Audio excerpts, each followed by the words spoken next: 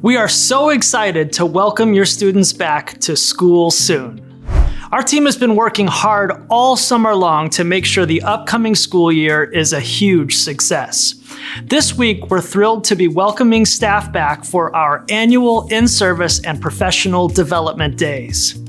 You can check our Back to School webpage on our website for more information about open houses, school supplies, and more. We also want to make you aware of a new Oregon state law that requires school districts to put clear policies into place to restrict cell phone usage during the school day to support a more focused learning environment. As a result, all students will be expected to keep their phones, smartwatches, and earbuds stored in backpacks or lockers from the first bell to the final bell, including during lunch and passing time. We understand how important it is for families to stay connected during the school day.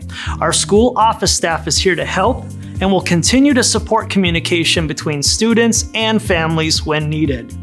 For more in-depth information about this change, please check out our most recent podcast episode on this specific topic. We're grateful for your partnership and look forward to working together this year to support student success in every classroom, every day.